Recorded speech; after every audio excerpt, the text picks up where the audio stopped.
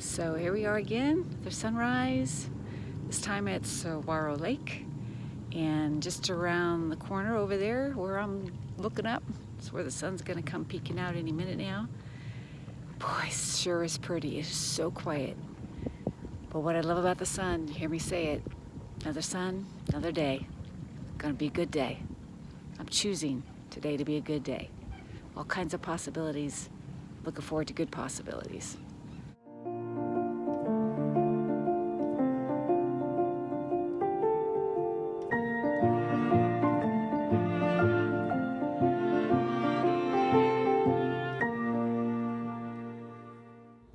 I love the word possibilities. I love waking up every morning to the possibilities of the day. I mean, I could wake up and think this way, it's possible I'm going to really have a sucky day. Or what I prefer to do is to go this way and think, what are the possibilities today? Is it possible I'm going to meet somebody new? Is it possible that I'm going to learn something new, something I'd never known before?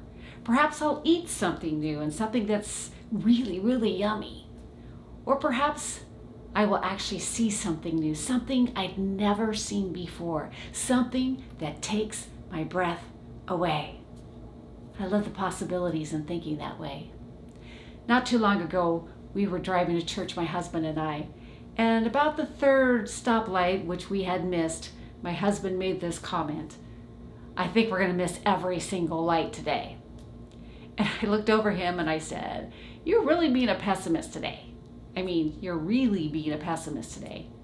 He turns to me and he says, oh yeah? Well, you're just a hopist.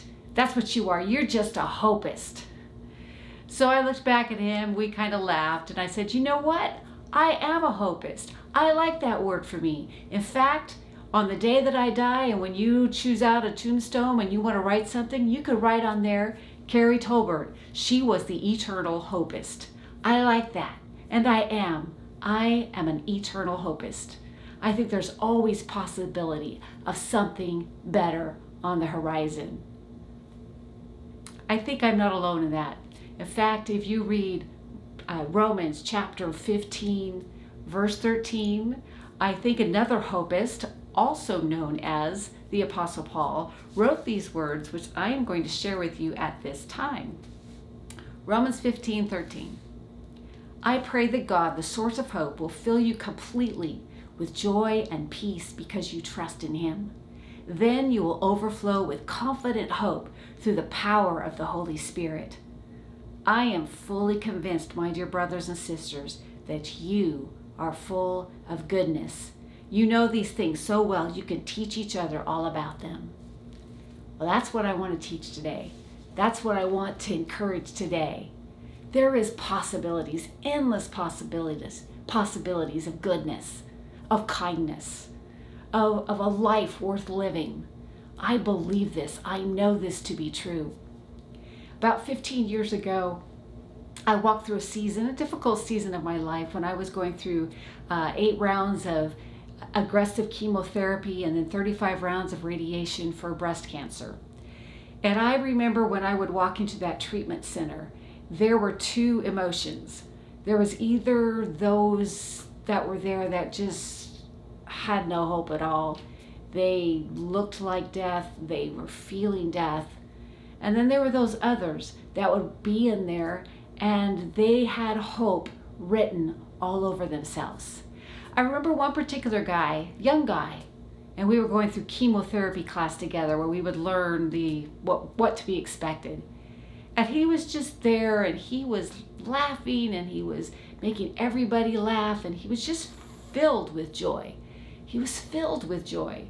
He looked at this as a possibility of feeling better and getting better, and he looked at it with hope. Well, 2 years had gone by and I had been back in that chemotherapy room, and at this point I was deemed clear, but they had to flush out my port every couple of months.